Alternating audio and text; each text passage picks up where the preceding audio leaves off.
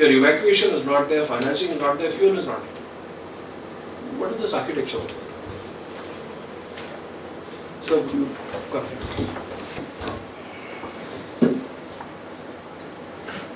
Good afternoon, everybody. The foremost thought that occurred to me when I went through the bill was that we are bringing in more government, more controls than having liberalization.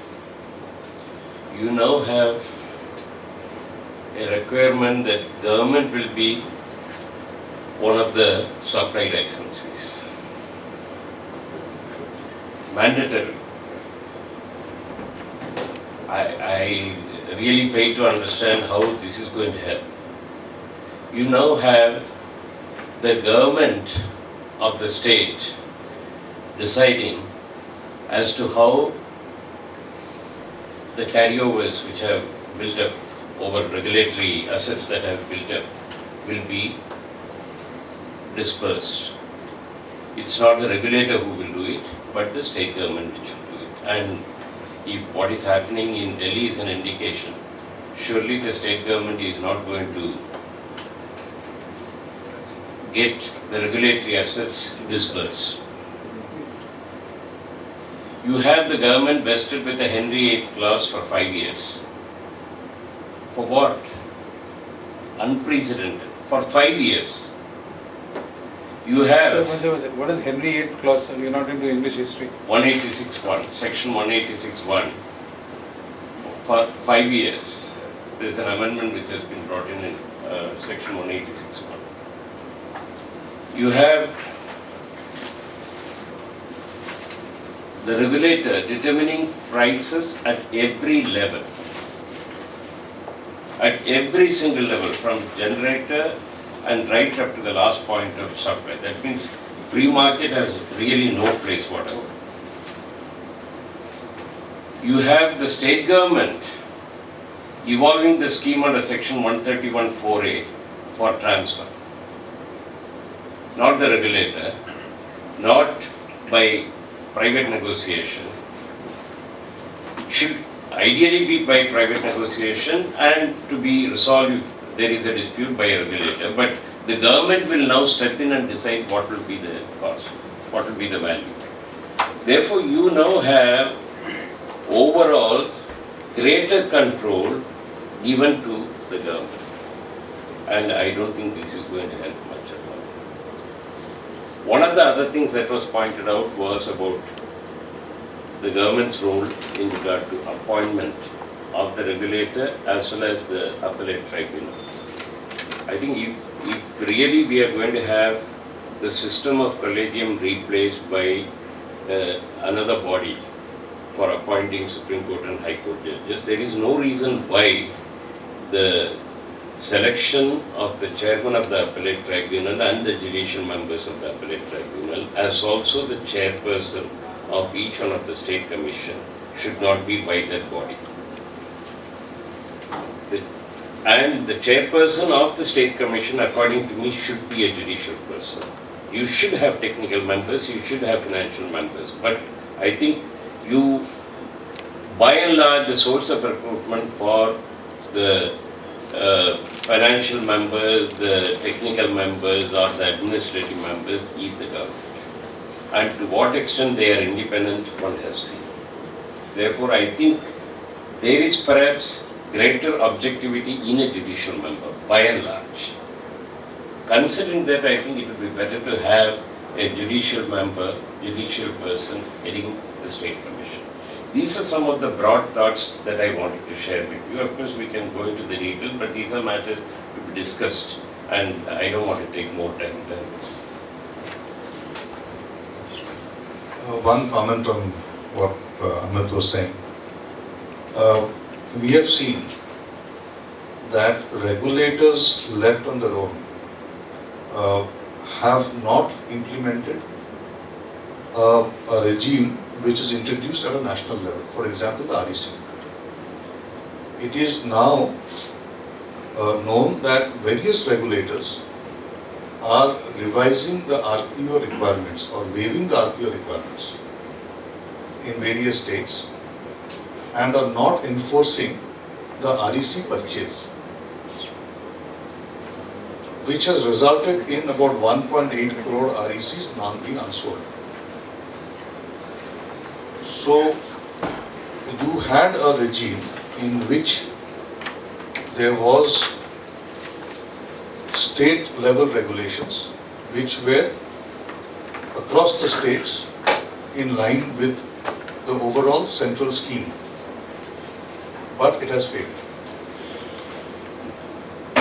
It has failed in even what we see or perceive to be the progressive states. Now, how do you address that?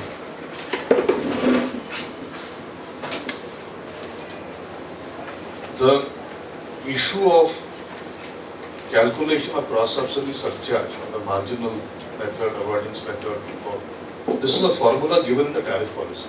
States don't want to follow it. As a result, you have very high transaction cost which kills open access.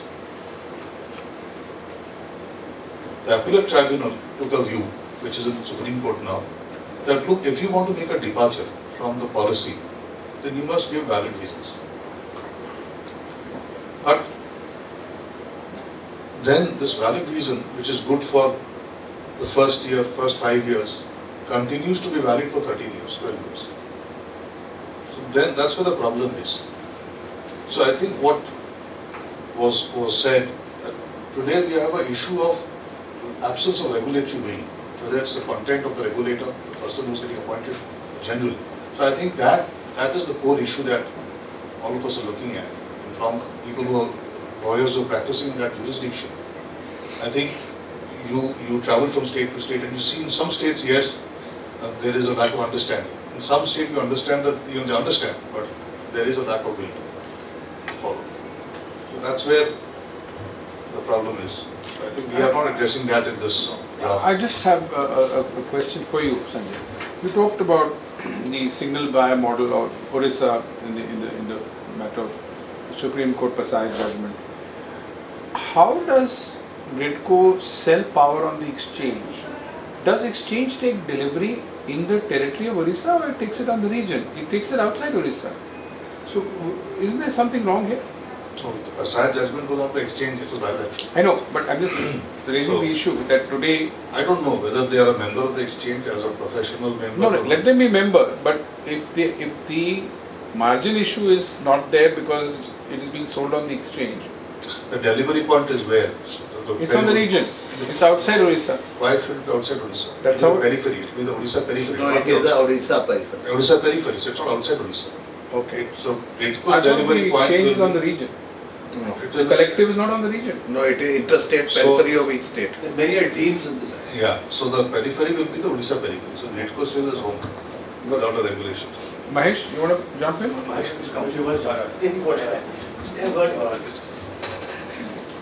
Sanjay is very happy to give. I just have a view that with the new amendments which are taking place, the entire industry is getting unified. The entire industry is unified with various objections in the various acts, whether it is coal ordinance or it is now electricity or even spectrum, that all companies who are competing with each other in the past are now unified in their action against the government.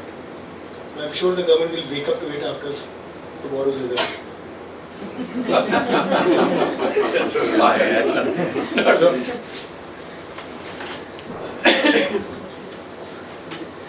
Dear friends, it was very enlightening. We listened to all the legal people, luminaries, but I want to add, enrich your knowledge with some technical aspects of the whole thing. Let me start with Mr. Sanjay's this thing. That in August 2013, I presented to the earlier minister that open access is possible even today.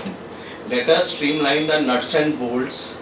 A trader could be a de facto supplier if he can garner 200, 300 customers. Then let us have a protocol.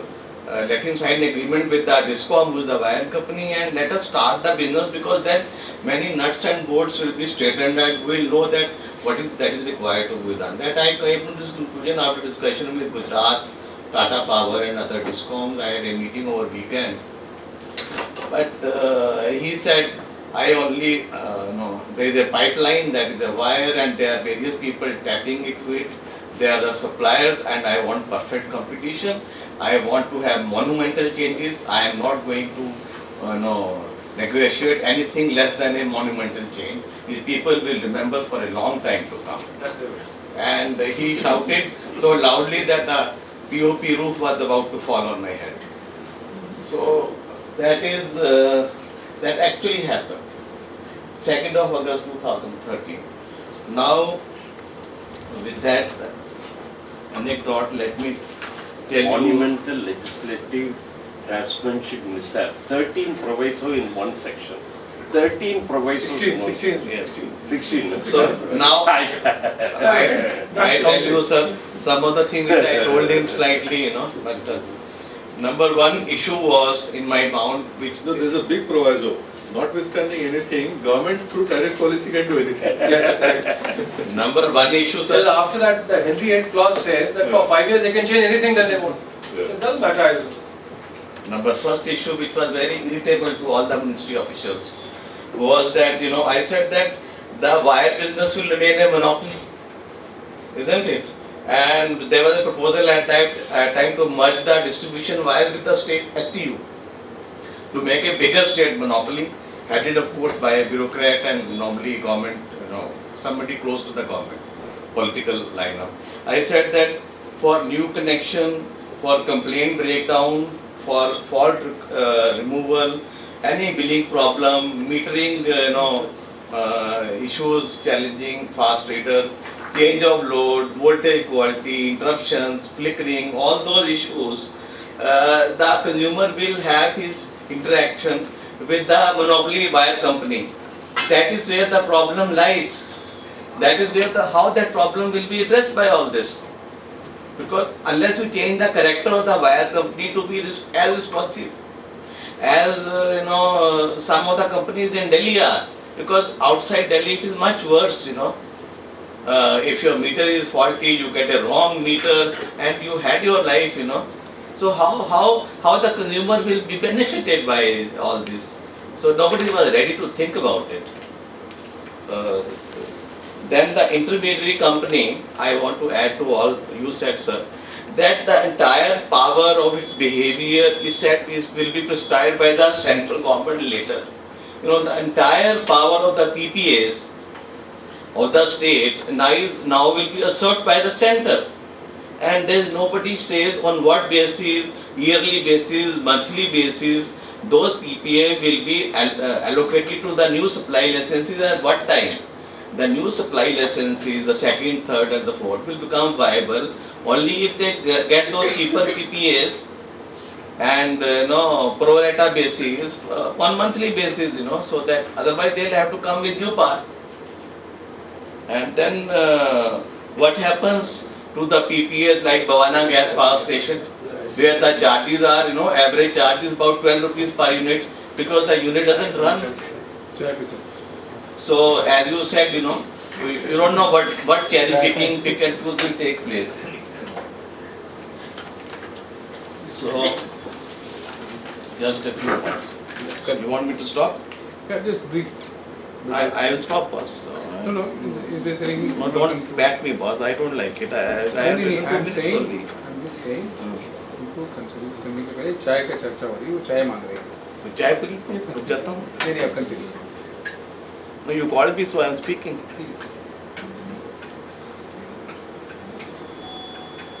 So, will the supply licensees have the right to refuse PPAs which they don't like to take? And those electricity code and the supply code, the distribution code, will there be a model code, or the entire thing each state will reinvent the wheel in terms of those codes? Because those are very elaborate codes, bigger than the grid code. So each state starts to engage a consultant, and all it will be, each state will have a different distribution supply code, will have unnecessary diversity. And conflict with the grid code, the national grid. all those things will have to be seen, And then my argument is that there are three No, but issues. in this, the cross-subsidy surcharge उसका क्या होगा for the new license? That already you have discussed, nothing is clear about it. That is nothing is clear about it, whether how will you do it. So, the three issues, on which the prices go up. One is today I find that in the discoms, the prudence check of capital cost is not properly taking place. As far as CRC is concerned, NTPC and NHPC, it is a CAG audit and all that. When you have, these various state distribution companies, the new capex prudence is not properly done. Because they don't have the staff, manpower, because you need a massive staff to do prudence, advance approval of capex, nothing, there is no system. Secondly, I have seen in USA, the regulator very carefully writes off the old assets which are not in use. So the capital base must be trimmed. है ना, उसका कोई हिसाब किताब ही नहीं, checking ही नहीं होती है रेगुलेटर के यहाँ. You give a certificate release on paper that these are my assets and use, these are not in use, so उनको निकाल दीजिए कैपिटल बेस से, वो नहीं होता है. Third thing is that you still have liability approach to equity. What is this bloody nonsense? I mean, you have repaid the equity through depreciation and you still want. This is okay with NTPC. The effect is very marginal, Amit, when you do it. But when this comes, there is a heavy capex every year. So you pay ROE on the new capex, you continue to pay ROE on the return asset which have been repaid, and you continue to pay ROE on assets which are not in use.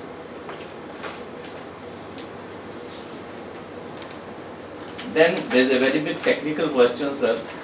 Who is today, SLDC has a big problem balancing the grid and complying with the grid code at the state periphery.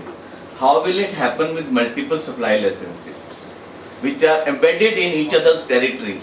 What is the metering scheme? Who is responsible for, his schedule versus actual deviation? There is nothing, there is no mechanism which has been put in place to ensure, although the stated objective is greater grid discipline, but I think this is a great threat to grid discipline unless worked out very clearly. I had very long discussions with Sony on that. He says we need an entire new set of infrastructure for this. And Such as what? Elaborate infrastructure for grid discipline? I see, sir, that each new, as I see is, that each new customer in future should have a smart meter of 25,000 rupees with a remote metering facility, and then integration through IT, and each supply licensee having a control room with satellite connection and in telecom, where he has in real time knowledge of his actual draw by his set of consumers with respect to the power he purchased, and either he has to settle for his deviation. No, it is not a question of financial settlement. Either he has to arrange the balance sheet in real time, or that power has to be delegated to the SLDC. In UK, the whole power is with the grid operator. He buys power on behalf of all those fellows because he doesn't wait for anybody. He balances it and he just does that, and then he allocates the cost to various people. What model we are going to follow, nothing is clear. That is what I meant. And then obviously you have pointed out, sir, that there are contradictions in clause 51D. Because in one breath it says that the prices will be market determined, and then it talks of prudence check. So I have not really understood that. Thank you, sir. Amit. Yes. Your thoughts? Since you were contradicted. I'm not contradicted at all. Everybody's agreed with what I'm saying.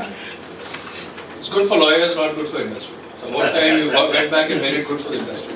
That's the bottom line. You can't have a situation where you're redrafting a law 11 years down the line without considering the basic flaws. And the basic flaw is, at the base level, you have 256,000 megawatts installed capacity, you're producing 160,000, 65% available. By your own declaration from 2010. Let me tell you, Sonny, you said earlier. Please, please. So that, you see, we have 256 megawatts, out of which 32,000 is renewable, which is not a replacement capacity, which is always a parallel. Very well. Yes, sir. Even if you take 85% of the balance. Okay, now second point is. So the problem is elsewhere. Have you addressed the fuel and the transmission? No, I am coming to that. Okay. Second thing is that our gas capacity around 12,000 megawatt is shut up. You know. Third thing is our state old plants. Many of them are so expensive to run. They are being shut down. But the most important thing is that CA overestimated the demand by a yard. The actual peak demand growth has been 3.7% since 2004 up to 2015 I have calculated.